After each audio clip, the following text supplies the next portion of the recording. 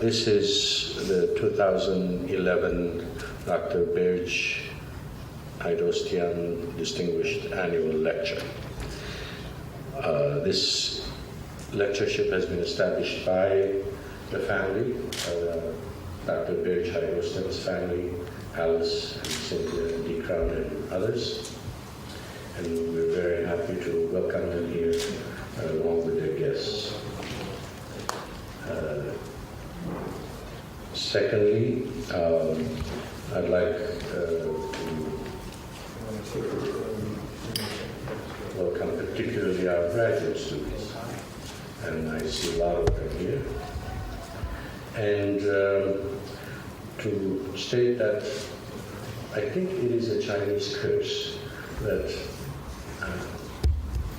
we are living in interesting times. There's so much that's changing so fast in so many parts of the world. And it is very hard to keep up, to interpret, to understand. And one of those areas that remain almost inscrutable is the space occupied formerly by the Soviet Union, and particularly Russia, as it relates to the US, and for many of us, especially the Caucasus, the South Caucasus. The more we think we understand, the more we are surprised, and in the context of things that are happening in the Middle East nowadays, in North Africa, they are even more difficult to create a context within which to understand. One of the people who has a good chance of understanding and helping us understand, interpreting what's going on is our speaker for today, Dr. Hill. Dr. Hill is the director of the Center of the United States and Europe, on the United States and Europe, and senior fellow in the Foreign Policy Studies program at the Brookings Institution in Washington. She's a frequent commentator on Russian and Eurasian affairs, has researched and published extensively on issues related to Russia, relations among the states of the former Soviet Union, the Caucasus region, Central Asia, ethno-political conflicts in Eurasia, energy and strategic issues. Her book with the Brookings Senior Fellow Clifford Gaddy, The Siberian Curse, I think this was the first book, How Communist Planners Left Russia Out in the Cold, was published by Brookings in 2003.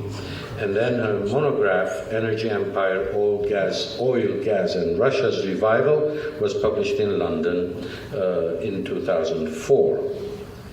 She has also published a huge list of articles, opinion pieces, and analytical pieces, workshop reports, and working papers.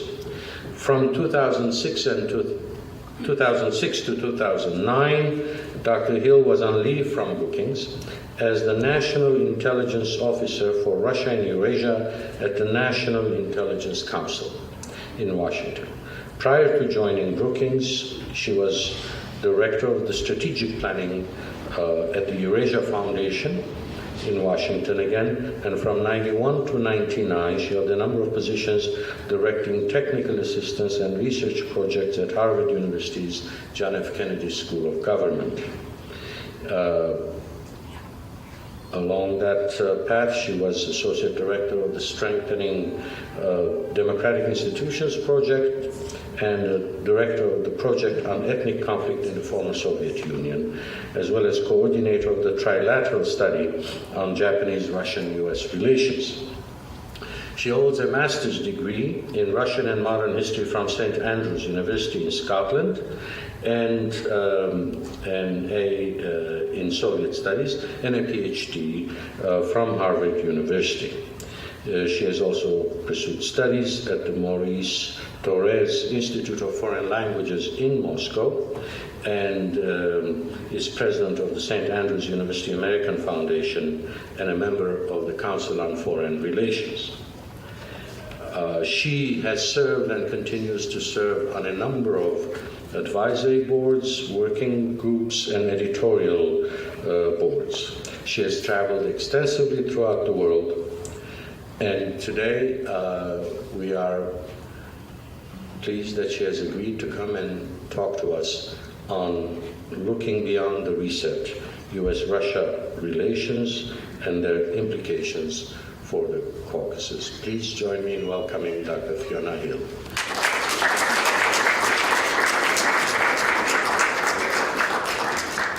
Well, thank you very much. I was listening very intently to my biography there because I thought Gerard might mention the most important part of my biography, which was before all of some of these things that he was mentioning started, when I was actually his intern. This is a while ago, about 21 years ago, when I was a graduate student at Harvard University. I just arrived from, actually I'd been in the Soviet Union then, and I just arrived from the UK. And I was starting my first big graduate paper on Armenia. And I was recommended to go to the Zorian Institute in Cambridge and look up a gentleman named Gerard Liberidian, who was busy archiving, putting together one of the first, most comprehensive archives on Armenia and Armenian history and on Karabakh. And I went along, and there I met Gerard, and the rest is history. And I got a great paper out of it, and also made a very long-standing friend and colleague. And just after this, talking about historical developments, Gerard was named and asked to become the advisor to the first president of independent Armenia, Levon Ter-Petrosyan. And I felt very honoured to have been his intern just in the run-up to this. So here we are 20 years later, and Gerard has invited me, ironically, to come and give this lecture, and I'm deeply honoured by that, and just really pleased to see after these 2 decades that the world is very small. And once you make a very good contact, it stays that way. And now I'm very delighted to be here for the Haidostian annual lecture. We've just had a lovely dinner where I've been sitting next to Mrs. Haidostian, and I've discovered I have so many connections with her. Indeed, the world is very small. We said we met as strangers this evening, and once you start to talk, I'm sure everyone in the room, we've all got a connection somewhere. So anyway, it's great to be here at Michigan and amongst so many friends and colleagues. So thank you very much. Now, what I wanted to do today was lay out a number of issues to hopefully frame a conversation with all of you, providing that there is some time for this. As Gerard has said, I'm going to look at beyond the reset, the famous, I don't want to say infamous, but anyway, the new phase in US-Russian relations that has started with the Obama administration has been the subject of a great deal of discussion in so many places. So first of all, I'm going to talk about the US-Russian relationship, and then I want to move to talk about some developments in Russia itself that I think we need to be aware of, and which really have a larger impact on Russia's domestic decision-making as well as on its foreign policy. I want to spend some of that time, partly because I've worked so much on it, but also on the issue of oil and gas, because that really is quite central to figuring out where Russia is today and what really goes on through the minds of the Russian leaders. It's a bit difficult, of course, to figure out what's going on in the mind of Vladimir Putin, but let's just say oil and gas are frequently on his mind. And then once I've given this overview, I'd like to move on to how the Caucasus and Armenia fits into all of this, and also into current US foreign policy. Now, I want to apologise at the beginning because I've got a bit of a strange accent, and I speak sometimes as if I'm from New York. It would be more comprehensible how I had a New York accent, but unfortunately I've got this Northern England accent, and I tend to speak fast. So I'm very serious about this. If you feel I'm going too fast, just give me the signal, because I get excited about what I'm talking about, and then I start going on like a freight train that's got no brakes.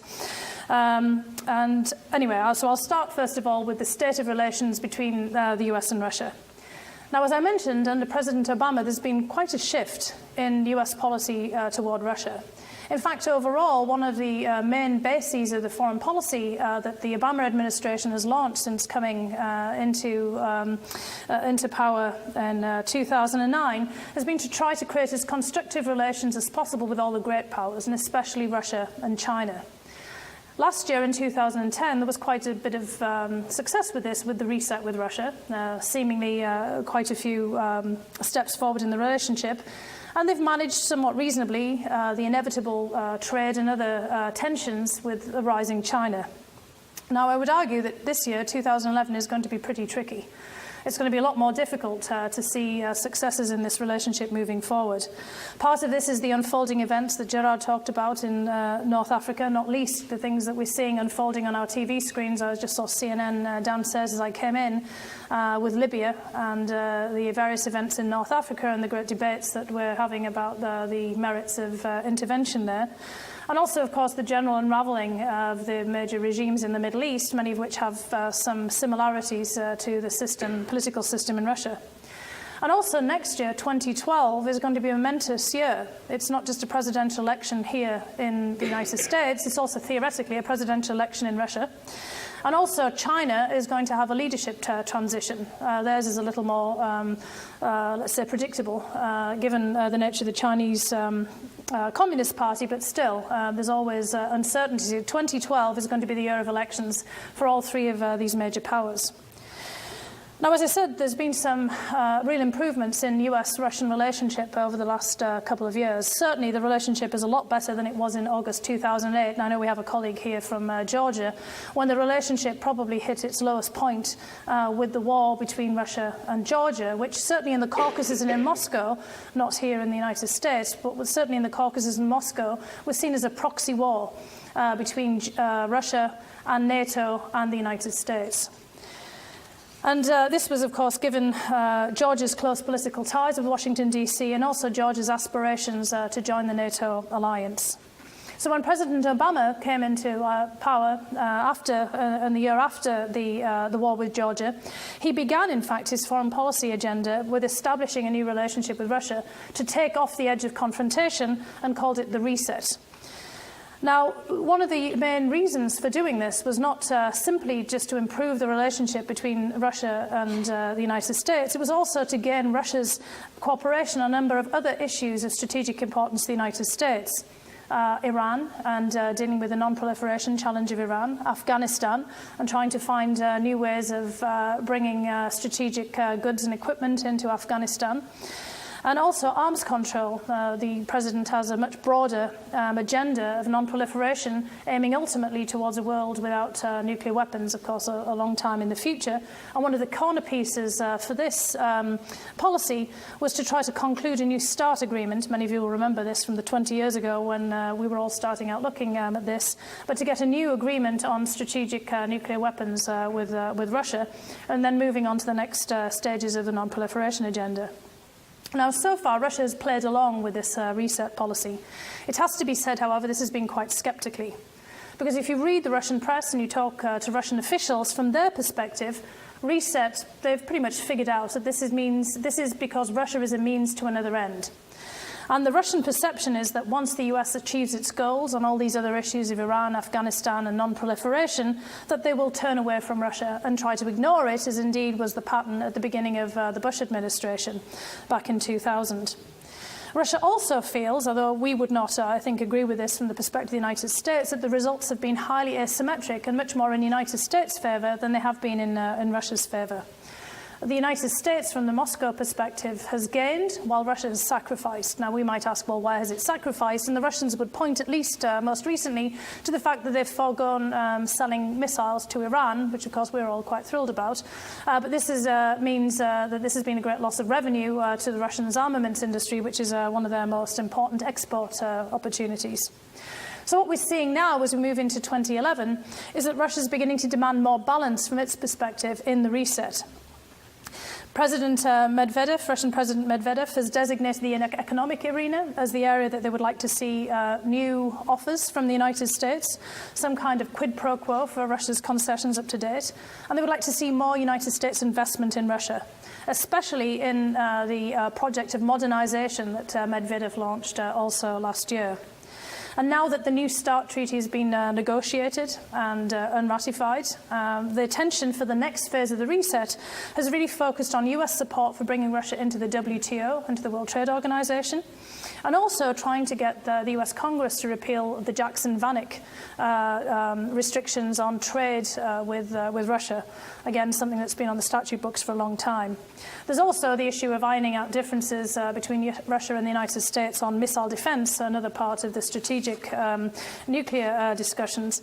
But it's really the economic arena where Russia would like the most emphasis right now. And when Vice President Joe Biden was in Moscow in the last week, that was really the focal point of his discussions there. He was at the American Chamber of Commerce trying to drum up US investment support, and also making a number of presentations in other similar settings. The problem here, as we picking up on the theme of moving beyond this first set of reset, is that there's not much of substance that the United States can offer when we move into the economic arena. The problem is that the stakes in the Russian-American trade relationship are pretty marginal. Just to give you a fun fact here, if you ever want to bring this out at a dinner party the next time you're there, the size of trade between Russia and the United States is the same as US trade with the Dominican Republic. That's actually kind of fairly shocking. I'm not even sure what we purchased from the Dominican Republic, but in any case, I'm sure we can think of things if we sit here for long enough. And of all of this trade, oil is the predominant share. And of the non-oil imports, Russia's share in US exports is it's less than 0.5%. And by contrast, China is about 20% of all of US imports. You can really see the discrepancy here. So one way or another, the main driver of the US-Russian relationship just comes right back again to security issues. The nuclear arsenal, we can hardly really ignore Russia on that plane. And the most important items on the bilateral US-Russian agenda tend to be, rather than positive items of values, shared values and shared goals, they tend to be negative, the desire to move threats, like the arms control negotiations, or the more pragmatic exchange of favours, this idea that we are in a bargaining situation and that Russia needs some quid pro quos for the United States for every time Russia offers something. So looking for new substance to underpin this relationship for the next phase of the reset is going to be very difficult. And this is all against a backdrop of really where the power relationship between the United States and Russia is really shifting. And in fact, power globally is shifting. We're all very well aware that Europe is no longer the focus of attention, and that really attention is now shifting to the Asia-Pacific. And of course, with the Middle East in the meantime, really garnering a lot of attention as well. Now, the situation for the United States in thinking where to go now in the relationship with Russia is made even more difficult by great uncertainty about where Russia itself is heading, about what is Russia's trajectory over this next decade. So this is why I want to shift a little bit to talk about what's going on inside Russia itself, especially as we move towards this fateful year of 2012, when we're already now in the beginning of the Russian presidential cycle, such as it is. Last year in 2010, as I mentioned, the main theme in Russia was modernization. This was launched by President Dmitry Medvedev as to be the cornerpiece of his policy as president. And really, modernization as a buzzword has become the top domestic and international priority for the Russian government. Now, the big question is, what does this mean? And there's been an awful lot of, we can't say ink spilled anymore because we're always on the computer, so I don't know, pixels have been expended in figuring out, and I've done my fair share of it, of trying to figure out what does modernization imply in modern Russia. Because you've got such a highly personalized political system, and what impact will this have on Russian domestic politics, and how will it shape Russia's foreign policy, especially with the United States, but then more broadly also with the Caucasus and other regions. Now, everyone who's sitting here, and especially Ron Sunny, who I'm sitting looking at over here, Professor of History here, knows that modernization is a perennial Russian theme. Most of our memories will sort of think about Peter the Great making all the old Russian men cut off their long beards and change their Muscovite clothing into European styles back in the 1690s and 1700s. Or Peter the Great raising St. Petersburg, the Venice of the North, the great European city of Russia from the swamps of the Baltic. And then we had Stalin, fast forward a few hundred years, building socialism in one country, another radical modernization project, and then, of course, Gorbachev and Perestroika in the 1980s. And Perestroika was all about modernization of reconstruction. So after 300 years, give or take, of the state initiating all these big modernization drives, it's a bit hard to think of anything other than a top-down, state-led modernization effort this time around in Russia. And surprise, surprise, whenever you talk to Russian officials, indeed they start talking about all the things that the state is going to do about modernization. This is not going to be a grassroots modernization, renew Russia from the bottom, as we know we might be seeing the calls for in the Middle East and elsewhere. So this phase of modernization is focused on a number of very grandiose projects. They include, for example, plans for building a new global financial center in Moscow that's going to be the Hong Kong of Eurasia. That's to stimulate capital investment throughout the region. Establishing Russia's version of Silicon Valley in the Moscow suburbs. Maybe some of you have already got involved in this. There's a big deal with MIT. Maybe Michigan is next on the agenda here.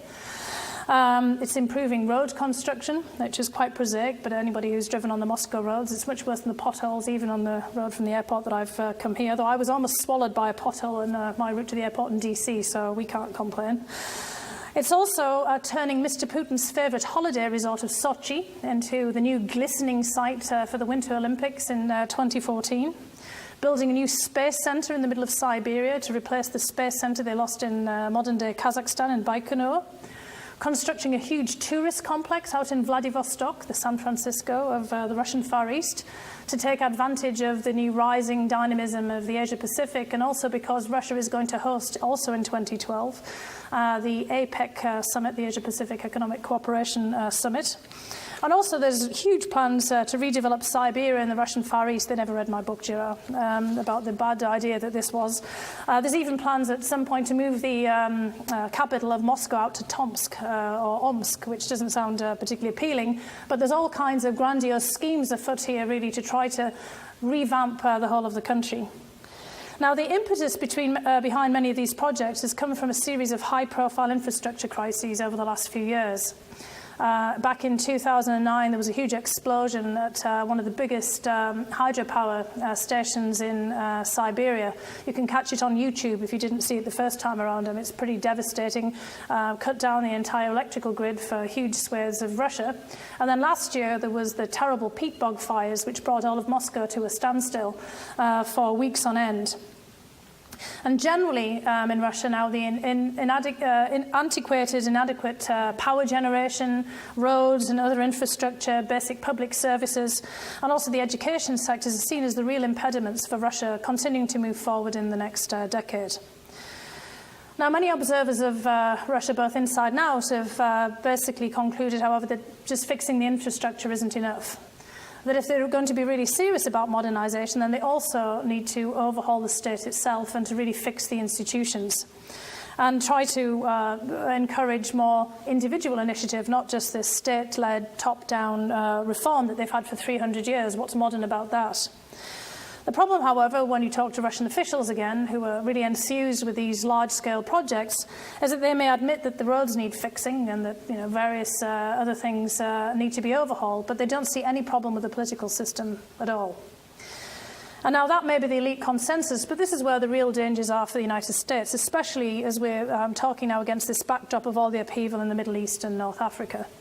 Because in actual fact, the Russian political system is itself inherently unstable because of its very narrow base. And it really creates a lot of problems for the United States in crafting effective policy towards the country, because they're always trying to figure out what's going to happen next in Russia and who, in fact, do we deal with. Because, as I said, political power in Russia, it's not just a narrow base, it's highly concentrated. And in fact, a very small number of people, perhaps even only 20 or 30, which is really quite absurd when one thinks about the huge size and nature of Russia today, make all the key decisions. And within that group of 20 to 30, there's a very tight inner circle of an even smaller number of about half a dozen people who have worked together for 20 years, beginning first in St. Petersburg and then moving to Moscow around Vladimir Putin, who really make all of the top decisions. And Vladimir Putin, who's the clear leader of this very tight inner circle, either as president before and now as prime minister, has been really in charge of Russia for pretty much all of this past decade. Now, Putin, as the Prime Minister, has a number of key functions, even having switched from being the President. He has control over the security services, over the police, over all of the regional executives, the governors of all of Russia's different regions, and over the media.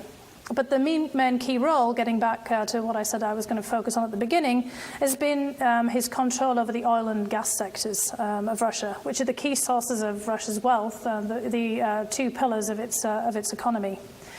And every key decision regarding the oil and gas sector is vetted by Putin personally.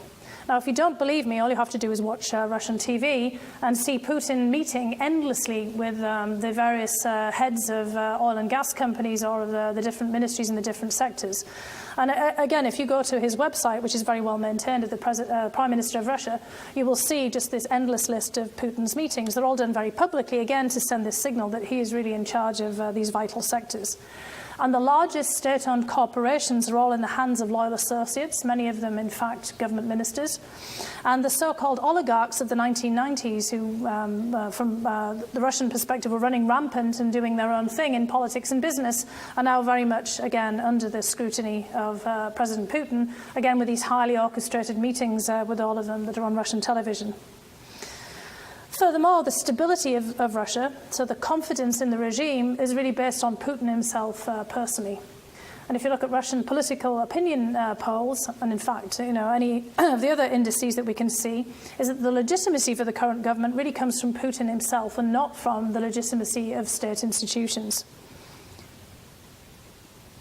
And Putin is actually very popular.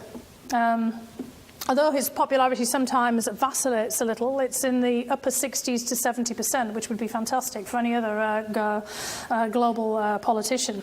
The government, however, is not very popular at all. In fact, in the recent regional elections for the main ruling party, United Russia, that Putin is technically the head of, in many of the regions, they didn't get above 50%. In some cases, it was in the 40s. So you can see then, again, it's all down to Putin himself and his own personal popularity. And this popularity, actually, in many respects, is justified from the point of view of Russia and the Russian public. Putin's given great credit for having restored Russia's international image and also domestic order and, in fact, the economy after the humiliations and setbacks of the 1990s. And while there's no serious organised political opposition to Putin inside Russia, the problem, however, here is that in spite of all this credit that he's been given, as I mentioned, the government itself isn't all that popular. There are now quite a few signs of growing frustration and dissatisfaction with the way that the country is being run. And you can really see this also among the younger generation. And what we've seen over the last several weeks is that the events in the Middle East, and especially in Egypt, which has a lot of similarities to the situation in Russia, the government has become very rattled. And although Russia hasn't seen the kind of protests that we've seen in Yerevan, for example, the Russian government has been extraordinarily quick to basically sweep everyone up off the streets if there's even the smallest sense of a protest.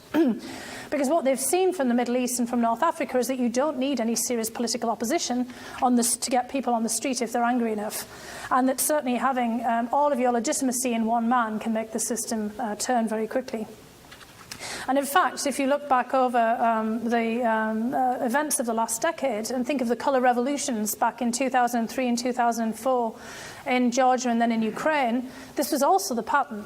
It wasn't the opposition that really got people out onto the streets. It was more people's responses to flawed elections and to dissatisfaction that brought them out, and the opposition tried to play catch-up. And in Kyrgyzstan in Central Asia, in fact, the opposition were really nowhere in sight when the first popular revolts happened. So the Russian government is very well aware of the dangers. And in fact, in Kyrgyzstan, we've already cycled through 2 presidents. And the new political parties are trying to form themselves to create another third attempt at a presidential and parliamentary system in Kyrgyzstan. So a lot of fragility in the region around Russia as well. And inside Russia, just like in the Caucasus, in the Middle East and elsewhere, we're seeing a lot of dramatic changes in society itself, and that the political system is not keeping up with. Russians, just like everyone in the Middle East, in fact even more so, are avid social networkers. Russia itself has created many versions of Facebook. There are a whole host of social networking sites that the Russians themselves have created.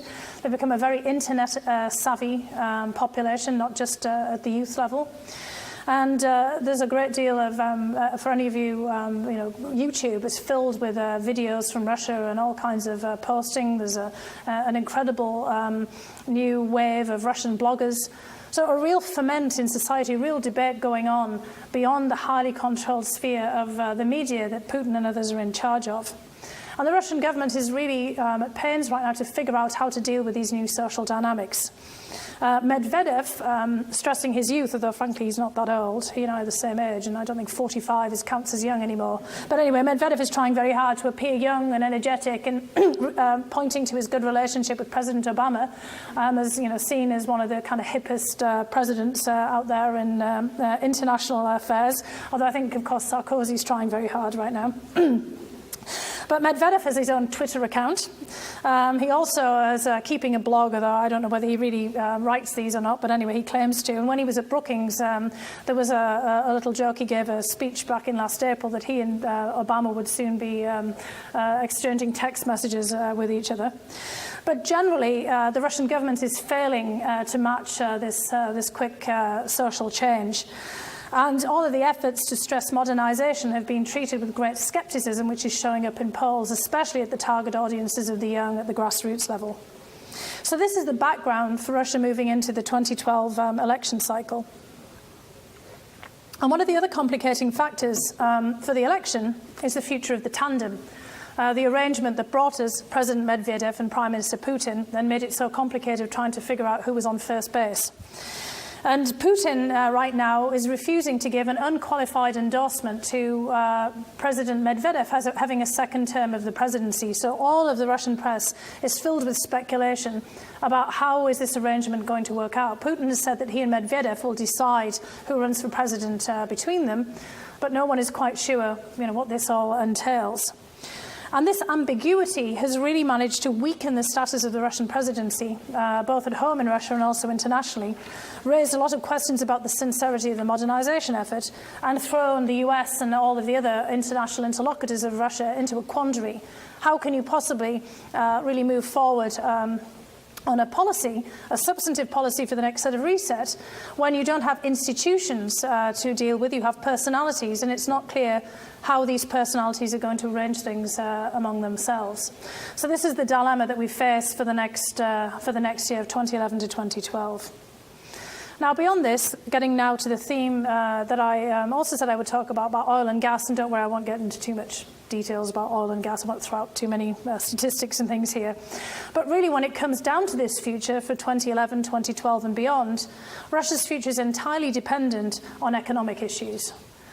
And what we've seen in the Middle East and North Africa is obviously creating quite a bit of jitters, because what it shows, again, is a poorly performing economy coupled with high unemployment very quickly undermines the support for the charismatic personality who is at the top of an authoritarian system. And between 1999 and 2008, the Putin system was very fortunate, because Russia was one of the fastest growing economies in the world in this period, even in comparison with China. And that was precisely because of rising prices for oil and for gas. And the oil and gas wealth was leveraged into all the other sectors of the economy. For example, demands for inputs like steel and machinery and all of these other heavy machinery all came from the oil and gas sector. We're putting in orders for great big equipment and for railway wagons to transport the oil across rail across Siberia, for example, to China. There was a strong growth in personal incomes, because so many people worked for the government that they had their wages increased, same with pensions, which were increased dramatically in this period. There was a great boost to the retail, construction and real estate sectors. Russia went through its own housing bubble, and not anything on the scale that we had, but something quite similar. And so when the oil prices dropped with the economic downturn, Russia was hit pretty hard.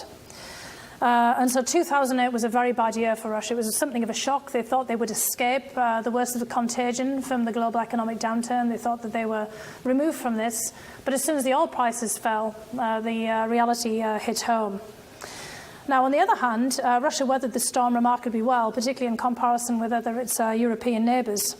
And the reason for this was twofold. One, oil prices came back again in 2009, primarily because of China's quick recovery, boosting demand for commodities. And also, in that same period, from 2000 to 2008, the Russians had been remarkably fiscally prudent, which is something, quite remarkable that they managed to pull off here. Because one of the lessons that Putin and the people around him learned from the Soviet period was that you could very easily lose your ability to influence your own destiny on the global stage if you fell heavily into debt, something, of course, that we're now grappling with. Because in the late Soviet period, the Soviet Union mismanaged its finances rather poorly. The Russian economy was then also tied to the Soviet economy very closely to oil and gas. It went through boom and bust cycles. In the 1980s, when oil prices really fell dramatically, the Soviet government borrowed very heavily from abroad and eventually was so heavily in debt to global financial institutions and to other governments that it really was not able to determine things itself. And many of us will remember back in the 1990s how much the IMF and the World Bank had influence on Russian political decision-making. And so Putin made it a priority in 2000 when he came in to, first of all, pay off all of the government debt, which he actually did. I mean, they reduced their debt by a phenomenal amount in this period. And also to build up reserves for the future. Russia, by 2008, had the third largest foreign reserves in the world. And so Russia was able to weather the storms of the economic downturn, which boosted again the legitimacy of the Putin system in the eyes of the public. Now the problem is, where do oil prices go from here?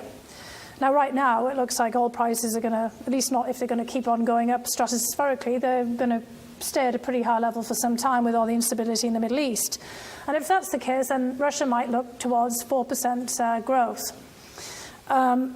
If oil prices fall and then, taper off entirely, the situation looks a lot worse from Russia's perspective, even though it might look good in terms of growth for where the United States might think it would be. But the problem for Russia is that for the last 10 years, they were having an annual growth of 7%, which is really a very high rate. And so the question is, will this be enough if they're only at 4% or they go down to 1 or 2%? I mean, the United States would all be thrilled. But in Russia, expectations have been mounting for the continued success in the economy. And this is, again, how Putin's popularity has been tied into that. It's just like my accident there with the microphone. The Russian government may find, in fact, that things aren't going to turn out as they expected. And so there's a great deal of concern about whether they're going to keep meeting these expectations. And also, the problem will be that there certainly won't be sufficient money to turn around all of these infrastructure deficiencies that the Russian government's facing. The fact remains that the Russian government really does need to embark on a really serious modernization campaign. But serious modernization means radical reform, and that means instability. And this is not what this Russian government is in favour of. Now, for now, things look quite good. The high oil prices have taken off the edge of a lot of the domestic political and economic problems. But the big problem from now on is whether the oil sector will keep on performing. Because the oil sector in Russia since the 1980s has also been going on a bit of a roller coaster that mirrors the booms and bust cycles in the oil industry overall. Russia was very lucky in the mid-1990s that they were able to open up the economy and bring in a good deal of international expertise for further developing the oil sector. And of course, when higher world oil prices came along in the late, 99, 2000 onwards, they were able to raise more money for investment in the oil sector. But now the problem that the Russian government faces is that a lot of the oil fields that they were developed in the Soviet period are now depleting. And the question is, where is investment going to come to keep these oil fields producing, and also where they're going to be able to find investment for bringing new fields out in the more remote areas of Siberia and the Russian Arctic into production. Now, this is why the Russian government has recently signed a big deal with BP, for example, to try to push things forward. Now, in the gas sector, which is extremely important for Russia's domestic economy, there are even more problems than in oil. Because Europe, which is the main consumer of Russian gas, has had a serious decline in demand with the economic crisis. There's also now out here in the United States and in the Midwest and on the East Coast, the whole shale revolution, shale gas. This may not be very popular in some of the areas where shale gas is being developed here in the United States, but it has just completely transformed the whole perspective of the international gas sector. And the Russians are now very nervous, because this means there's going to be a lot more gas, unconventional gas, on global markets. There's also a huge increase in liquefied natural gas of LNG, which is now going to start competing with Russian gas in Europe. So basically, Russia is finding a much more competitive environment than it was bargaining for, and it certainly looked like it was going to be getting into about 10 years ago. And Russia had made a number of mistakes over the last decade of thinking that there was going to be increasing demand for a long time out for Europe and China and elsewhere for Russian gas, and starting to buy up gas in Central Asia and really try to squeeze other gas supplies out of the market, and has now actually found itself in a completely different predicament where there's actually too much gas on global markets, which is really taking away Russia's competitive edge. Now, there's a hope on the Russian side in looking at the tragedy in Japan and the great catastrophe in Japan's nuclear industry, that this will turn things around, that the Japanese and others will start looking to gas again. But frankly, this is also going to have a very negative effect on Russia's nuclear energy industry, which the government has also been trying to push forward as part of its modernization plan to try to move away from oil and gas. So the basic point of all of this is the world's unpredictable. Things happen that you're not planning on, and the Russian government is going to be always subject to this volatility in global energy markets, no matter where this may come from. So moving along now, having laid all of this out on the US side, US-Russia, and also the Russian domestic situation, economy, I want to talk a little bit about where the Caucasus and Armenia fit into all of this. And I will explain why I've spent so much time talking about oil and gas. And I'm sorry my voice is going now. Obviously need a little bit of oil lubrication here too. That'll teach me for talking too much. Anyway, so as I pointed out, Russia is facing a number of immediate and near-term challenges, and one way or another, all of these cast a shadow over the Caucasus. Because most analysts have concluded from looking at the history of the last several years that in spite of all of this drive for modernization, Russia is really going to have a very hard time really shifting the economy away from its reliance on oil and gas. And what we're likely to see is that Russia is going to try to turn or keep on turning oil and gas where it really has more of an advantage than in any other sector, more to its advantage to try to maintain its regional and global influence, and increasingly in non-economic and non-commercial ways. Over the last decade, it's become very clear, and the war in Georgia really confirmed this, that Russia's number one foreign policy priority remains keeping its preeminence in the region of the former Soviet Union, and also to some degree the former Soviet bloc overall. And the Russian government has repeatedly referred to the countries of the former Soviet Union and also to many of the Eastern Europe and the former Soviet bloc as its area of privileged interest. The Caucasus is clearly an integral part of this. And what we've seen, particularly in the last several years before the reset, that Russia's been highly sceptical of US intentions in the region, and there's been constant tension in the relations between the US and Russia, most specifically focused in on this immediate neighbourhood. Of course, these tensions were at their highest during 2008 in the war with Georgia, and especially increased with Russia's recognition of the independence of Georgia's separatist regions of Abkhazia and South Ossetia. And frankly, none of these tensions have really receded in spite of the reset. Now, in terms of Russia's policy in the immediate neighbourhood, what we see here is it's very much affected by the degree to which its neighbours pursue policies that Russia itself, that Moscow perceives as being somehow threatening to Russia's national security interests, especially on military and energy matters. And Russia has used energy, economic and political leverage really quite openly and explicitly to try to persuade its neighbours to coordinate closely with Moscow on their relationships, including on their relationships with the United States. Now, I want to say here that this isn't simply conjecture. If you look at any of the Russian government energy strategies or any of their published foreign policy declarations, you'll see this spelled out very clearly. So this isn't just me assuming this from Russian action. It's actually there also in Russian documents. And the most important point of this policy is really protecting Gazprom, the Russian gas monopoly's position in Europe. I mean, again, this is something that's made explicit in Russian foreign policy documents. Gazprom supplies 40% of Europe's imported gas. 80% of Russia's gas exports go to Europe. And basically, this has become the number one imperative over the last several years of maintaining, as much as it possibly can, Gazprom's market share.